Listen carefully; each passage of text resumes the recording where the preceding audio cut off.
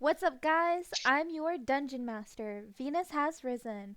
I run a group that plays every other Monday night called Pirates, Booty, and Looty Guild. And tonight we have a special guest, our player Justyc. How's it going, Justyc? I am Peachy Keen, and how are you? I am absolutely fabulous today. Today we're here to talk about your character, Justyc, who is, if I'm not mistaken, half Harrigan, half dragon. Yep. I am a child of a dragon, and my mother was a harrigan. And for our viewers at home who don't know what the Harrigan race in Dungeons and Dragons is, do you mind explaining that for me? The harrigans are from the Feywild. They are technically the bunny race, where we are basically humanoid bunnies. We can be the size of a normal human, or we can be small like a gnome. Which means we can range anywhere from about 2 feet tall all the way up to like 6 feet tall, depending on how you guys want to play. Um, they have some very unique skills, and that's always helpful when it comes to certain builds, if you wish. Sounds like an interesting character. I imagine a lot of people really, really like bunnies out there, so that's definitely a fun character to try to play. What was your character's childhood like? For the most part, she was raised as an adventurer. She was literally born on the road. And so she never really had a home. She traveled constantly with her mother's old team because her mother passed away. So her mom's whole party of 5 members actually are the ones that took care of her and taught her the way of life. So, no siblings, I'm hearing? Sadly enough, being a dragon child, the mother always must be deceased because of when they're giving birth due to the fact of the horns and stuff kind of is painful for a non-dragon to give birth to. So possibly half sibling from her dad's side. However, she has yet to discover that. Alright. What about her family? Or, I guess, her mother's party that became her family? How did they view her? They kind of took her in as if she was one of them because they loved her mom, so therefore they loved her. Um, she was treated equally to them, and like I said, they were kind of a ragtag group, so it was a bunch of different humanoid races mostly that raised her, so she isn't used to being around even her mother's own race. Speaking of her mother's own race, uh, wouldn't she have gone to live with her mother's family? Because her mother had a child out of wedlock, and because it is not an actual pure blood, she was shunned and alienated from it. Even as a bunny? The bunnies didn't accept the fact of being a monstrous looking part dragon. Ah, so they don't like breed outside of the beast kingdom, huh? Not normally, as is her mother kind of left her home to deal with mostly humanoids with, halflings, humans, elves. I think the weirdest one of the team other than her mother was the Goliath. All right. So that brings me to my next question. What were the most defining moments of your character's early years? Probably when she was younger and they just finally decided it was time for her to learn to stop being a kid and learn how to be an adventurer, where she picked up a bow and started learning how to shoot with the human ranger of the team named Norman. And that's when she's basically her childhood ended and her adulthood began, even though she was not quite of age. Well, how old is she now? She is only basically about 23 at this point. She's still very young, according to Harrigan's, but she is considered an adult. Okay. What can we find out about her dragon half? Has that come up yet? There is some information she recently got in the most recent sessions about the fact of finding out one of the people that she had befriended, or she considers friends, is actually also a dragon in a different form. And now she has discovered she has an uncle. And that's about all she knows so far. She has not been able to sit down with him and really discuss, you know, too many details other than he said that she does have half siblings and everything like that. Interesting, interesting. Okay. All right. Let's move along beyond your character's childhood. What is your character's unique flaw and how has it affected them up to this point? Technically, she has two flaws. One of them is not so much unique as it is common with people even in modern days. The most common flaw, however, that's noticeable is the fact that she is a half breed. So therefore, she does not really fit in anywhere whatsoever and never feels like she belongs anywhere. Her other flaw, however, is she holds grudges. Like basically, she does not forget. She's an elephant in that way. If you cross her, she will remember it months later. As we are about to find out in our newest session, but that's getting ahead of ourselves. Has your character always known about their unique flaw? The temper one is more or less developed as she got older. However, seeing that she was born with a dragon tail and tiny wings, she kind of realized she didn't really fit in with anyone else. Okay. Um, what about the struggles that come with being half dragon? I mean, obviously, if she was shunned by Harrigans, and the gods themselves are dragons, there can't be that many dragons around. So how has that affected our cute little bunny character? Depending on where the team traveled, a lot of times they were run out of town and where she couldn't actually go into town. She had to hide herself in cloaks that they had to go through to try to hide her features. However, not so easy the older she got. Um, and there is even certain areas of the world where she really is not welcomed in any shape or form. Okay, okay. Now, I hear that all of the characters in the starting party in the world of Xukuth, before they all met up, they received a letter that basically called them on the quest where they are all at now. How did your character first react to this letter? First of all, she was extremely shocked because someone actually knew who the heck she was outside of her family. And I use family loosely because, like I said, they were travelers. They weren't a well-known party, but suddenly out of nowhere, the youngest member suddenly gets a letter calling for her aid, and she was kind of shocked at the fact that someone actually knew she existed. Did she believe it immediately or believe it was a joke or a trap? She thought it was a joke. However, that's when her mother's team decided it was time that she needed to set off and learn her own ways. Okay, okay. What'd she think about being summoned by a group of priestesses to the goddess Nepheveri? She thought it was really odd because most of the family that she was raised with never really talked about that particular god.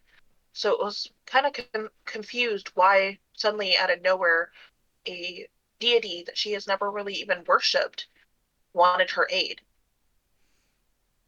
Okay, and what would she do immediately after reading the letter? like like I said, at first she was very much thinking it was a joke, so she tried throwing it away and everything else. However, Pishu, who was the cleric of the team, pulled it back out and told her that maybe it was fate and destiny that is her time to go. Okay, okay. So the basically the surrogate mom of her group convinced her to go. Pretty much, she considered some of the others dad, even though there was another female of the team. Pishu was the one that basically was the one that took care of her, and because he's the one that brought her into the world. Okay, nice, nice. All right, so we've covered a little bit about your character's childhood,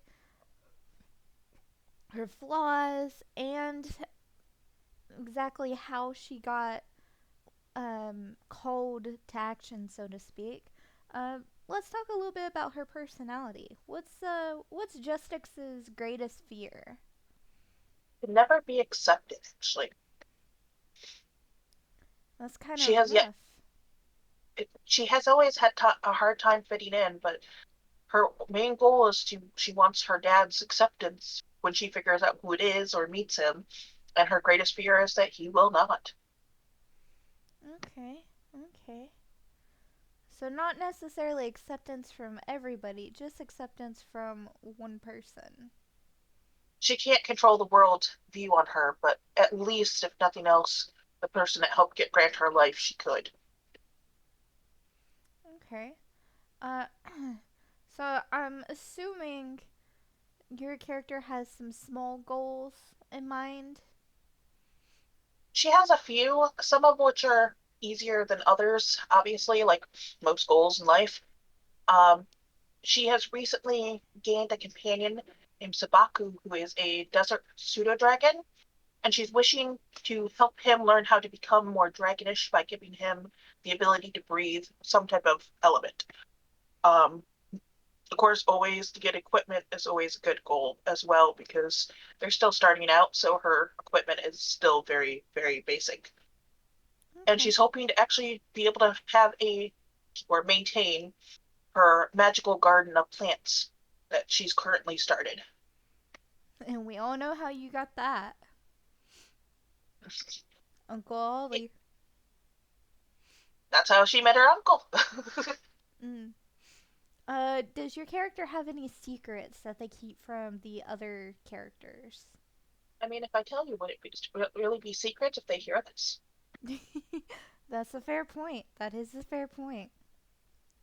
Um, However, she does have one, but the probability of them ever finding where she hides it will be the interesting part. That's all I will say without giving it away. So if they hear this, they do not automatically, start figuring it out.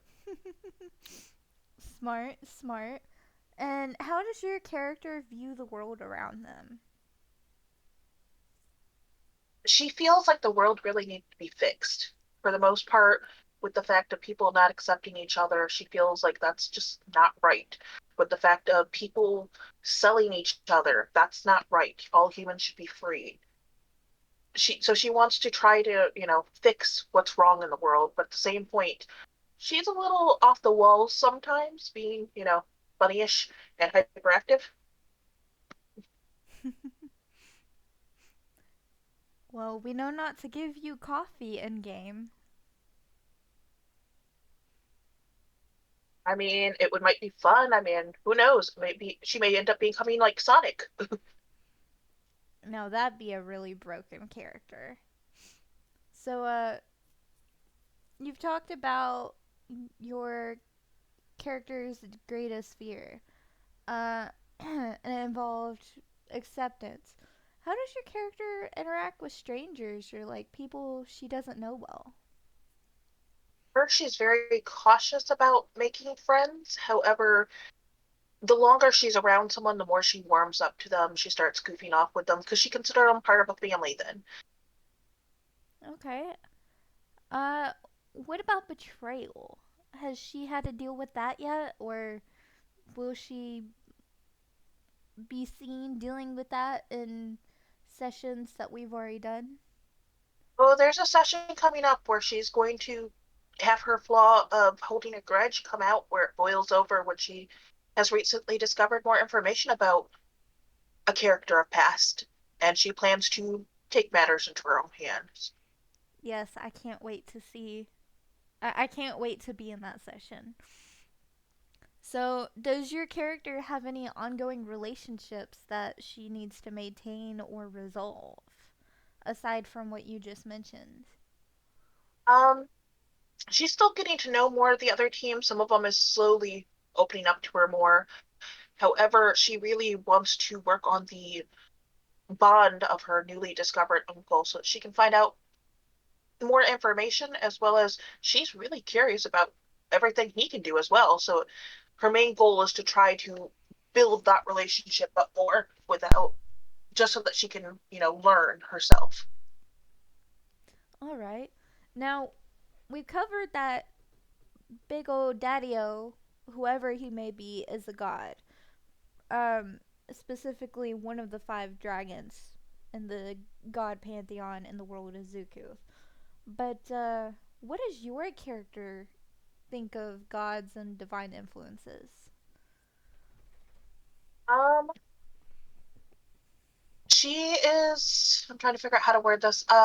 Since being that her father is probably one of them, being that, half dragon, she is wanting to try to stay on everyone's good graces, but at the same time wanting them to notice her too, so that she feels like she belongs among them as well. Which, with that great revelation that you received in the last session, I'm sure that doesn't help matters either. It gives her a torn idea of how to go about this more. That's why she definitely needs to spend some more time with her uncle to try to figure out what she's going to do and go from. And while we're on the topic of gods and they're the ones that sent you on the quest you're on, how does your character feel about the impending civil war that's about to start? For the most part, she was always taught to avoid conflicts among society because, like I said, she doesn't normally fit in. She, however, is worried about the people who are going to be caught in the middle that do not pick sides, and that's where her mind rests. All right, all right. Now, beyond that, I know I asked you about small goals, but what's your character's grand ambition beyond the scope of the current adventure that you're on? Anything really buzzworthy our viewers should know about? She definitely, I know out of character wise who her dad is. In character, she doesn't know. However, she really wants to meet him and get his acceptance, as I said. However, she also really wants to meet the others too. She has just recently realized, as her uncle is one, that she's met one. However, that doesn't stop the long term goal of meeting them all and trying to get all of their approvals. What is she gonna do if she doesn't get their approval? Probably become very depressed and try even harder, if that makes sense, because at first you don't succeed, you try again. That is such a bunny-like behavior. All right. I believe that covers all of my questions. Do you have anything else that you would like to share about your character? Um, Anything leading up to our first session? Um, Leading up, no, not that I can think of. However, in the upcoming sessions, not necessarily the most recent, she hopefully will start to evolve herself into more draconic with her wings. She actually keeps the good graces of the gods. Oh, that's right. She did get a grand revelation when she hit level, what was it, level 3 or level 4 when you got that grand revelation? I think it was level 4 because it was very recent. No, level 3 because I know we leveled up to level 4. I think after.